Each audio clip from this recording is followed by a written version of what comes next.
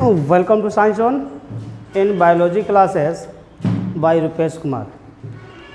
बाबू, इसके पिछले वीडियो में हम लोग मानव जनन से संबंधित रचनाओं के बारे में, क्रियाओं के बारे में, अंगों के संरचनाओं के बारे में देखा था। आज हम लोग इस वीडियो में 12th का एक बहुत इम्पॉर्टेंट चैप्टर जिसका नाम है बाबू रिप्रोडक्शन इन ऑर्गेनिज्म, जीवों में जनन, इस चैप्टर को लेकर हम आए हैं आज के वीडियो में। इस वीडियो की खासियत क्या होगी बाबू? तो इस वीडियो की खासियत यही होगी कि इसमें जो कोई भी टॉपिक है, चूँकि एनसीईआरटी का टॉपिक हम लोग का चल रहा है, 12th का सिलेबस आज स्टार्ट करेंगे हम। और 12th के सिलेबस में हम लोग क्या देखेंगे सबसे पहले बाबू? तो यहाँ पे हम लोग ये देखेंगे कि reproduction in organism, reproduction in organism यानी कि जीवों में जनन। चैप्टर 1 है बाबू, चैप्टर 1, ठीक है। जीवों में जनन, ये पहला चैप्टर हम लोग आज देखेंगे। और इस पहले चैप्टर में बाबू हम लोग क्या देखेंगे? तो इसमें सबसे पहले हम लोग स्टार्ट करेंगे बाबू क्या? तो लाइफ स्पेन। सबसे पहले जो हम स्टार्ट करने वाले हैं वह है लाइफ स्पेन, यानी कि जीवन अवधि। जीवन अवधि, जीवन अवधि किसे कहते हैं बाबू? लाइफ स्पेन किसे कहते हैं? तो जीवन अवधि के बारे में क्या बताया जाता है? तो जीवन अवधि के बारे में सबसे पहले ये जान लीजिए बाबू कि जीवों के जन्म से लेकर उसके प्राकृतिक मृत्यु तक के समय को, यहाँ पे हम लिख सकते हैं कि जीवों के जन्म से लेकर,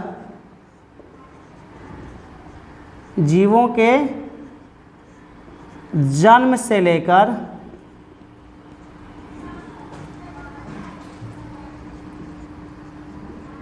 उसके प्राकृतिक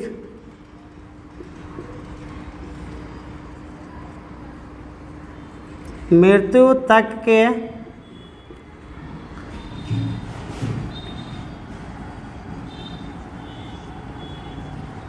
समय को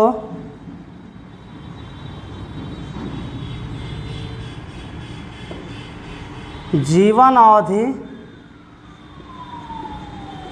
कहते हैं, ठीक है बाबू। ध्यान से इस चीज़ को देखिए कि जीवों के जन्म से लेकर उसके प्राकृतिक मृत्यु तक के बीच का जो समय होता है बाबू, इसी समय को हम लोग क्या कहते हैं? तो जीवन अवधि कहते हैं, ठीक है। इसी समय को हम लोग क्या कहते हैं बाबू? तो जीवन अवधि कहते हैं। यानी जीव के जन्म से लेकर उसके प्राकृतिक मृत्यु तक का जो समय होता है उसे जीवन अवधि कहते हैं, ठीक है बाबू।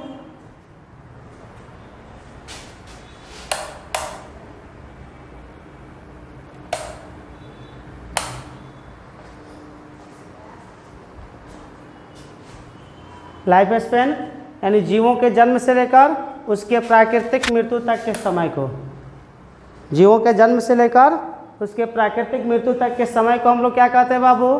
तो लाइफ स्पेन कहते हैं, यानी जीवन अवधि कहते हैं। अब बाबू कुछ ऐसे जीव होते हैं जो इस पृथ्वी पर बहुत कम समय तक जीवित रहते हैं, कुछ ऐसे भी जीव होते हैं जो अधिक दिनों तक जीवित रहते हैं। तो इस पृथ्वी के हर जाति के जीवों का जो लाइफ स्पेन है वो अलग अलग समय का होता है, ठीक है बाबू। जैसे एग्जाम्पल के तौर पे क्या बताया जाता है? तो जो लारिया वृक्ष होता है, लारिया वृक्ष जो है, ठीक है, इसकी जीवन अवधि कितनी होती है बाबू? तो 11,300 वर्ष होती है। लारिया वृक्ष की जो जीवन अवधि होती है वह 11,300 वर्षों की होती है, ठीक है, 11,300 वर्षों की। अब बाबू एक बात यहाँ पे ये देखिए, चाहे कोई भी जीव हो, ठीक है, उसका जो लाइफ स्पेन होता है अर्थात तो उसकी जो जीवन अवधि होती है वह 3 भागों में, 3 अवस्थाओं में बटी होती है। एक जीव की जीवन अवधि 3 अवस्थाओं में क्या होती है बाबू? तो बटी होती है, जिसमें सबसे पहला जो होता है बाबू वह क्या होता है, तो सबसे पहले वाले स्टेज को हम लोग कहते हैं जुवेनाइल फेज। दूसरा होता है रिप्रोडक्टिव फेज, और तीसरा जो होता है बाबू वो होता है सेनेसेंट फेज।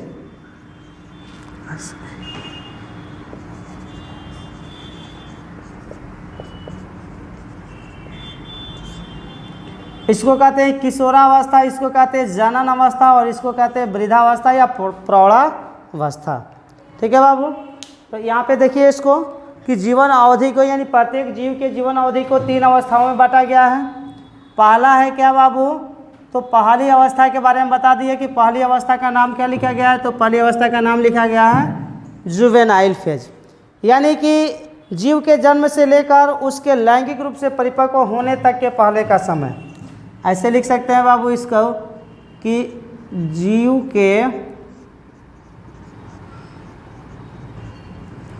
के जन्म से लेकर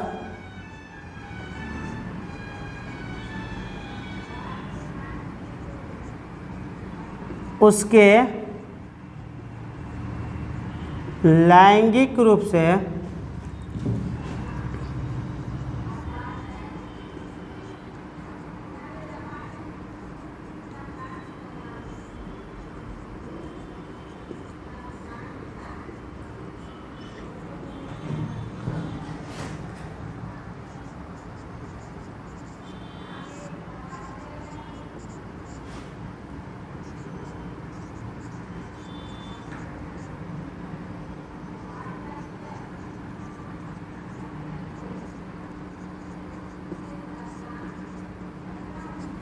ठीक है बाबू।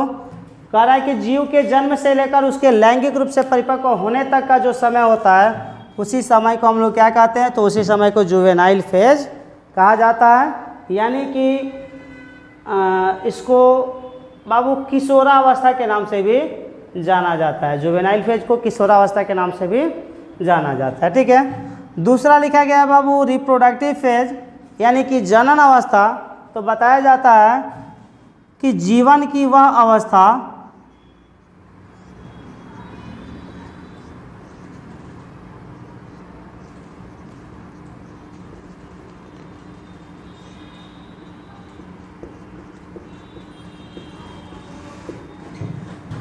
जिसमें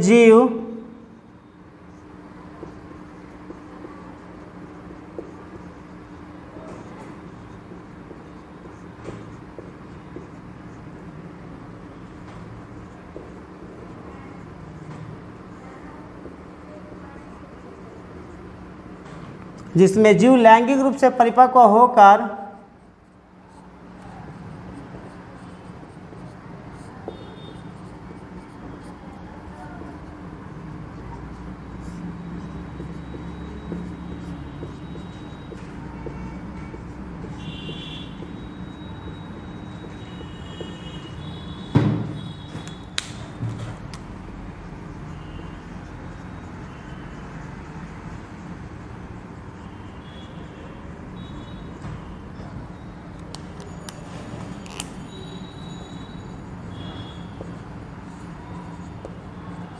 उसे रिप्रोडक्टिव फेज कहते हैं।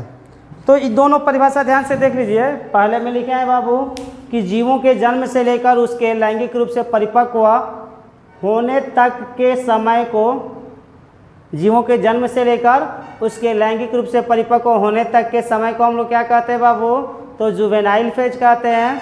ठीक है। उसके बाद है रिप्रोडक्टिव फेज। तो रिप्रोडक्टिव फेज किसको कहते हैं, तो जीवन की वह अवस्था जिसमें जीव लैंगिक रूप से परिपक्व होकर नए जीवों को जन्म देने लगते हैं, उसे रिप्रोडक्टिव फेज कहते हैं। लास्ट में है बाबू सेनेसेंट फेज। तो सेनेसेंट फेज यानी प्रौढ़ावस्था या वृद्धावस्था किसे कहते हैं, तो जीवन की वह अवस्था जिसमें जैविक क्रियाएं धीमी होने लगती है। ठीक है बाबू। इस अवस्था के बारे में क्या बताया जाता है, तो बताया जाता है कि जीवन की वह अवस्था, जीवन की वह अवस्था जिसमें जैविक क्रियाओं की गति, इसमें जैविक क्रियाएं लिख सकते हैं, जिसमें जैविक क्रियाएं धीमी होने लगती है, धीमी होने लगती है, उसे क्या कहते हैं बाबू? तो उसे सेनिशिएंट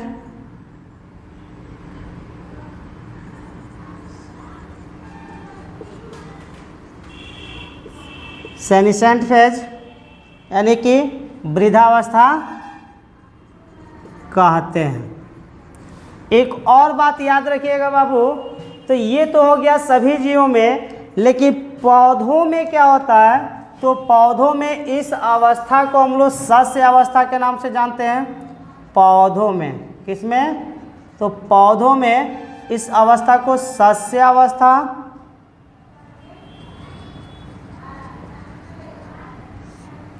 और इसको वेजिटेटिव फेज यानी कायिक अवस्था के नाम से जानते हैं। कायिक अवस्था, ठीक है।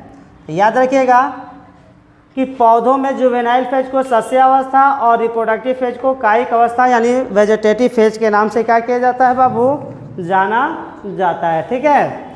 तो ये देख लीजिए ध्यान से, तीनों जीवन की अवस्थाओं के बारे में हम बता चुके हैं कि जनन की अवस्था में तीनों में क्या क्या होता है। तो फर्स्ट में आप लोग को बताया जा चुका बाबू कि जो जुवेनाइल फेज होता है इसको प्री रिप्रोडक्टिव फेज के नाम से भी जाना जाता है, जिसके बारे में बताया जाता है कि जीव के जन्म से लेकर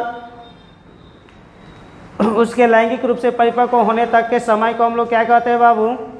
तो जुवेनाइल फेज कहते हैं। और जीवन की वह अवस्था जिसमें जीव लैंगिक रूप से परिपक्व होकर नए जीवों को जन्म देने लगते हैं उसे रिप्रोडक्टिव फेज, और पौधों में इस अवस्था को कायिक अवस्था के नाम से जानते हैं।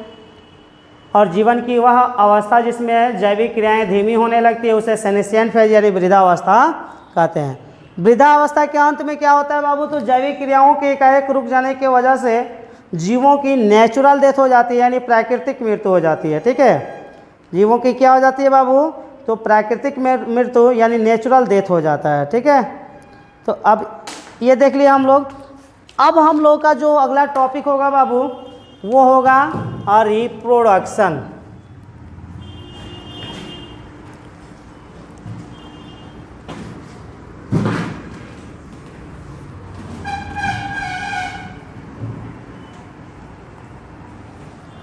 अगला जो टॉपिक होगा हम लोग का वो क्या होगा? तो रिप्रोडक्शन यानी कि जनन।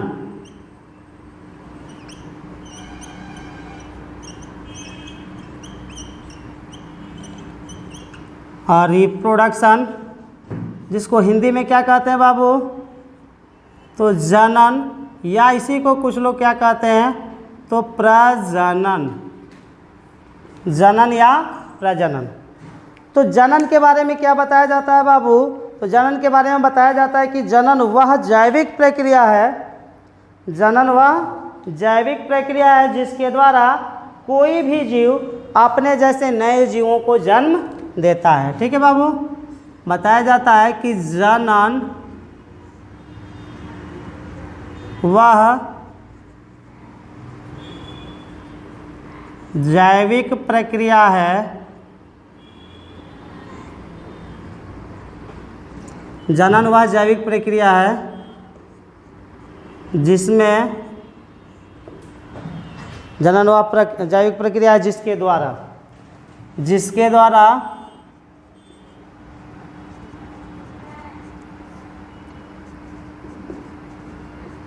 कोई जीव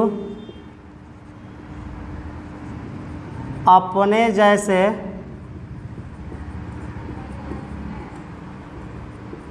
नए जीवों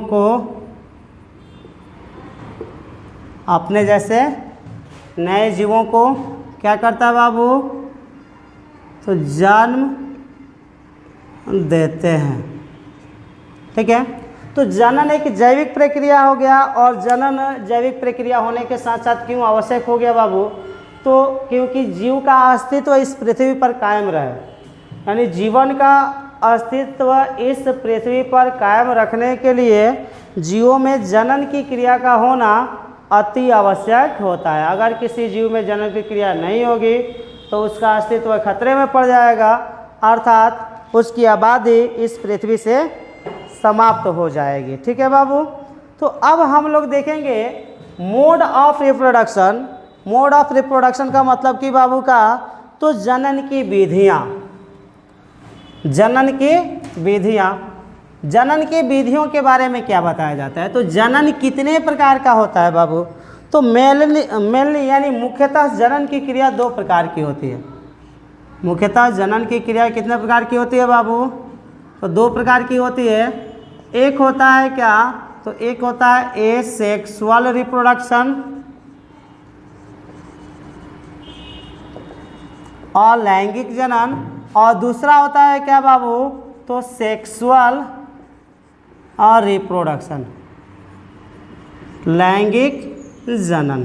ठीक है, अलैंगिक जनन और लैंगिक जनन, ये दो प्रोसेस हो गया बाबू क्या, तो जीवों में जन्म लेने का या जीवों में जनन के दो प्रोसेस हो गए। एक हो गया क्या बाबू, तो लैंगिक जनन, लैंगिक जनन, और दूसरा क्या हो गया बाबू, तो अलैंगिक जनन। जनन की दो विधियां हो गई, अलैंगिक जनन और लैंगिक जनन। इसमें सबसे पहले हम लोग क्या पढ़ेंगे बाबू, तो अलैंगिक जनन। अलैंगिक जनन के बारे में क्या बताया जाता है, तो अलैंगिक जनन के बारे में एक और बात बताया जाता है बाबू कि इसको हम लोग यूनिपेरेंटल रिप्रोडक्शन, यूनिपेरेंटल रिप्रोडक्शन का मतलब हो गया एक जनकीय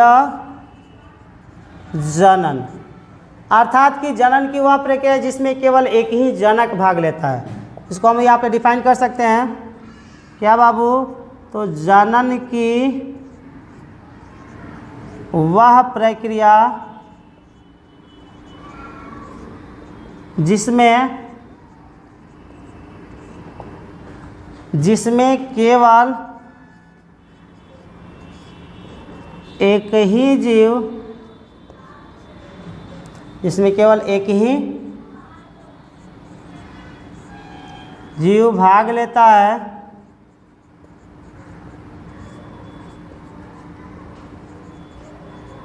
उसे क्या कहते हैं बाबू, तो उसे यूनिपेरेंटल रिप्रोडक्शन यानी कि एक जनकीय जनन कहते हैं। ठीक है, तो ये याद रखिएगा, क्वेश्चन पूछ देता है नीट के एग्जाम में भी कि यूनिपेरेंटल रिप्रोडक्शन क्या होता है। ठीक है, और बिहार बोर्ड के एग्जाम में भी क्वेश्चन पूछ देता है कि एक जनकीय जनन से आप क्या समझते हैं। तो जनन की वह प्रक्रिया जिसमें केवल एक ही जनक भाग लेता है बाबू, केवल एक जनक या केवल एक जीव भाग लेता है, उसी को हम लोग क्या कहते हैं, तो यूनिपेरेंटल रिप्रोडक्शन यानी कि एक जनकीय जनन कहते हैं। ठीक है बाबू, एक जनकीय जनन के नाम से जाना जाता है। ये हो गया। इसके बाद कुछ नोट्स देखेंगे हम लोग एक जनकीय जनन के द्वारा, यानी कहेंगे कि यूनिपेरेंटल रिप्रोडक्शन की जो क्रिया होती है बाबू वह किस विधि द्वारा संपन्न होती है।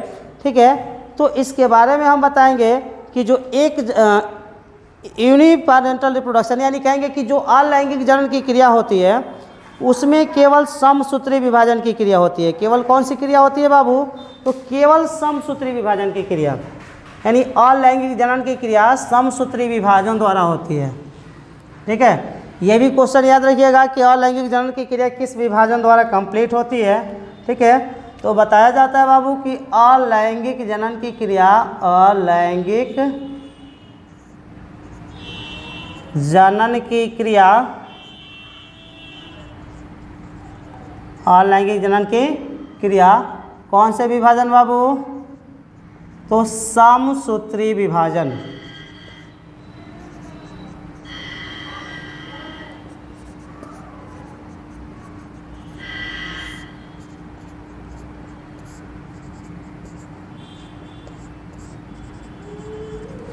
जीवों में अलैंगिक जनन की क्रिया समसूत्री विभाजन द्वारा होती है, जिसके वजह से क्या होता है बाबू कि जो संतान उत्पन्न होते हैं, जो ऑफ एस्प्रिन उत्पन्न होते हैं, ऑफ एस्प्रिन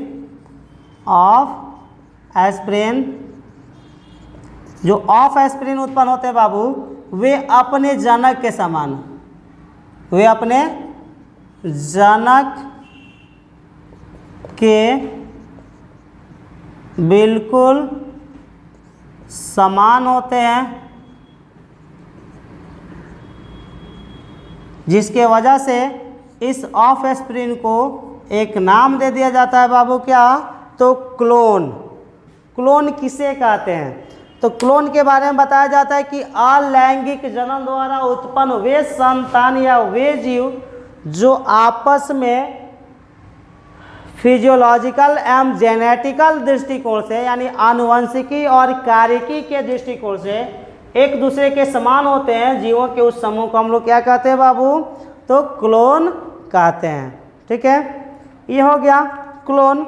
क्लोन किसे कहा गया? तो अभी बताया कि अलैंगिक जनन द्वारा उत्पन्न वे जीव जो अपने जनक के बिल्कुल समान होते हैं अथवा उनमें फिजियोलॉजिकली और जेनेटिकली कोई अंतर नहीं पाया जाता है, यानी बिल्कुल एक दूसरे के समान होते हैं, उसे क्लोन कहा जाता है। यानी क्लोन का हिंदी हो गया है बाबू पुंजक। क्लोन का हिंदी क्या होता है?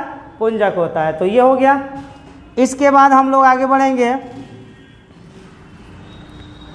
इसके बाद हम लोग देखते हैं बाबू क्या? तो मेथड्स ऑफ एसेक्सुअल रिप्रोडक्शन, यानी ये एक जनक के द्वारा होने वाली जो जनन की क्रिया है वह कितने विधियों द्वारा संपन्न हो सकती है, यानी जनन की अलैंगिक जनन की कौन कौन सी विधियाँ पाई जाती है। ठीक है बाबू, तो हम लोग का हेडिंग क्या होगा? अब जो हम लोग का हेडिंग हो जाएगा वो हो जाएगा एसेक्सुअल रिप्रोडक्शन, अलैंगिक जनन। तो जीवों में अलैंगिक जनन की क्रिया जो है कई विधियों द्वारा संपन्न होती है, जिसमें सबसे पहले यहाँ पे ये जो अलैंगिक जनन है बाबू, इसमें सबसे पहला जो प्रोसेस होता है वो होता है फ्यूजन। ठीक है, दूसरा जो होता है वो होता है बर्डिंग, तीसरा जो होता है वो होता है फ्रैगमेंटेशन, चौथा जो होता है बाबू वह है रीजेनरेशन, पांचवा जो अलैंगिक जनन है वह है स्पोर फॉर्मेशन, छठा जो अलैंगिक जनन है वह क्या है बाबू?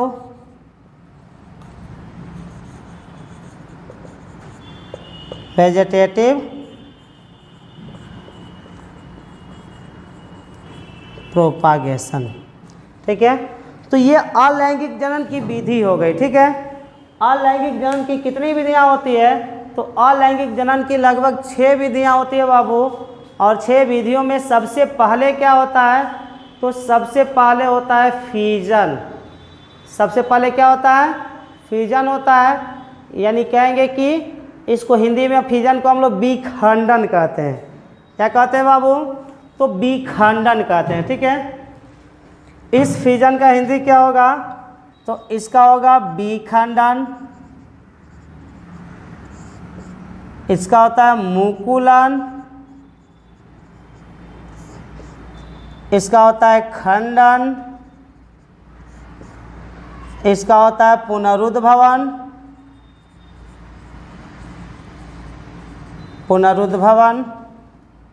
इसका होता है बीजाणु जनन,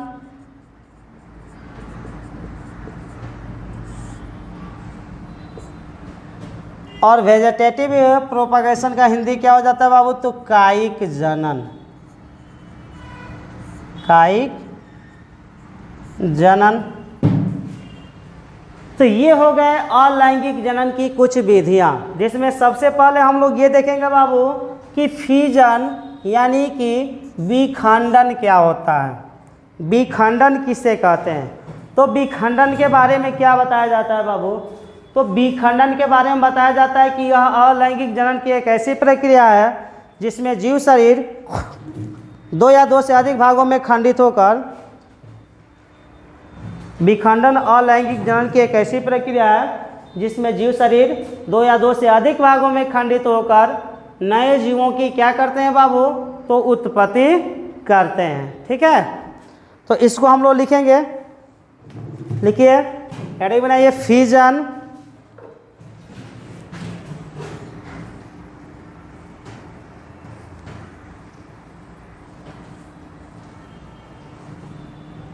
अब ध्यान दीजिए बाबू, ये जो फिजन है, फिजन के बारे में बताया जाता है कि यह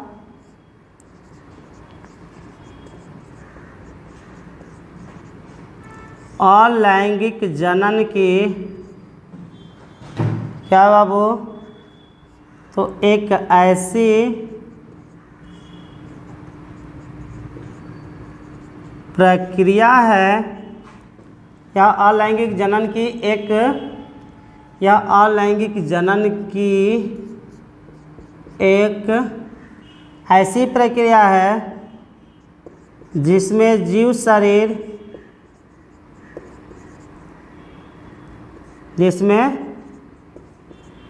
शरीर, कितने भागों में, तो 2 या 2 से अधिक भागों में खंडित होकर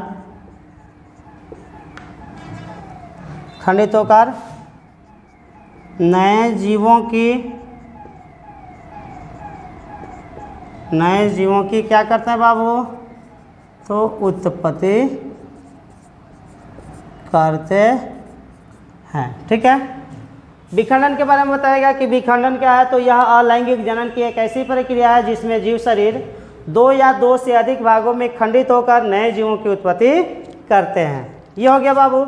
अब बताया जाता है कि ये जो विखंडन की क्रिया होती है 2 प्रकार से होती है। कितने प्रकार से होती है बाबू, 2 प्रकार से होती है। एक होता है बाइनरी फिजन, और दूसरा होता है क्या बाबू, तो मल्टीपल फिजन, यानी इसका हिंदी होता है द्विविखंडन,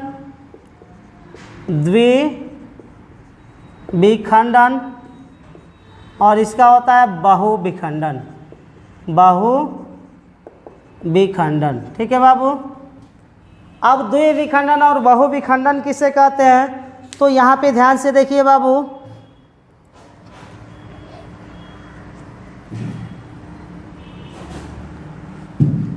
द्विविखंडन किसे कहते हैं, तो बताया जाता है कि सामान्य अवस्था में जब कोई जीव 2 बराबर भागों में खंडित होकर नए जीवों की उत्पत्ति करता है। जैसे मान चलिए कि यहाँ पे अमीबा हो गया, ये अमीबा हो गया। जब यह सामान्य अवस्था में होता है तो इसके केंद्रक जो होते हैं सबसे पहले क्या होते हैं, तो अलग शेप में कन्वर्ट हो जाते हैं। यानी पहले केंद्रक जो होगा वह डम्बेल शेप में आ जाता है। केंद्रक जब डम्बल शेप में आ जाता है तो धीरे धीरे वह क्या होने लगता है बाबू, तो धीरे धीरे डम्बल शेप में कन्वर्ट होकर यह एक दूसरे से अलग होने लगता है। यानी केंद्रक 2 भागों में बंटने लगता है।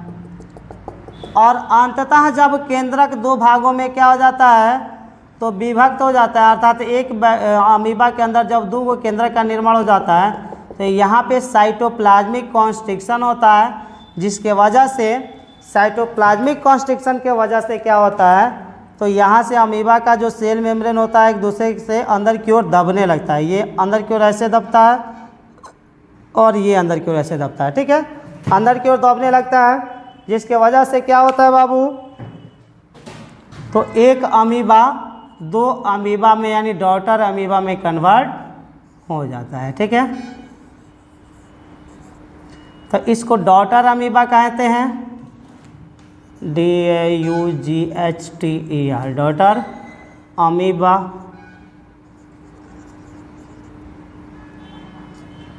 और ये हो गया पैरेंटल बॉडी।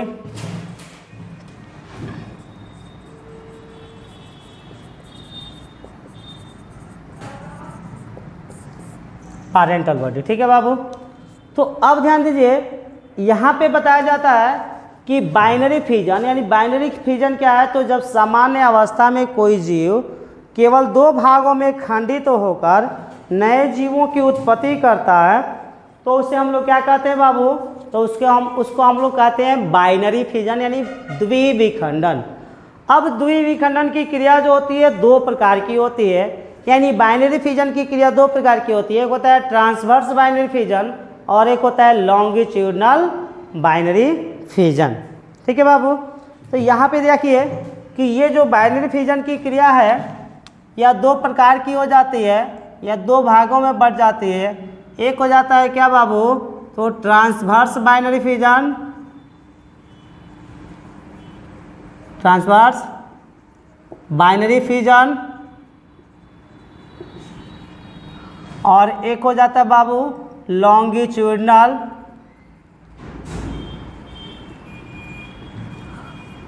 Binary fission.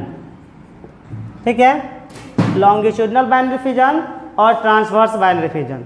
तो जो ट्रांसवर्स बाइनरी फिजन की क्रिया होती है, यहाँ पे देखिए, यहाँ पे जो विभाजन हो रहा है, यहाँ पे ये जो जीवाणु का कहेंगे कि यहाँ पे जो अमीबा का बंटवारा हो रहा है वह लॉन्गिट्यूडनल हो रहा है। क्या हो रहा है, लॉन्गिट्यूडनल, यानी ऊपर से नीचे की तरफ जीवाणु कहेंगे कि इस अमीबा का बंटवारा हो रहा है। और ट्रांसवर्स बाइनरी फिजन में क्या होता है बाबू, तो पैरामेशियम में होता है। ट्रांसवर्स बाइनरी फिजन की क्रिया किस में होती है, तो पैरामेशियम। ये हायर एग्जाम में क्वेश्चन पूछे जाते हैं कि ट्रांसवर्स बाइनरी फिजन की क्रिया किस जीव में होती है, तो जाहिर सी बात है कि ट्रांसवर्स बाइनरी फिजन की क्रिया जो होती है पैरामेशियम में होती है, यानी कि स्लीपर लाइक एनिमल क्विल, यानी चप्पल के सोल के आकार का जो जंतु होता है इसको पैरामेशियम कहते हैं। उसमें ट्रांसवर्स बाइनरी फिजन की क्रिया होती है और लॉन्गिट्यूडनल बाइनरी फिजन की क्रिया जो होती है किस में होती है बाबू, तो अमीबा में होती है। तो आज के लिए हमारा इतना ही वीडियो काफ़ी है बाबू। इसके अगले वीडियो में हम लोग मिलते हैं इस सेक्सुअल रिप्रोडक्शन के प्रोसेस को आगे लेकर। ठीक है, तब तक के लिए धन्यवाद।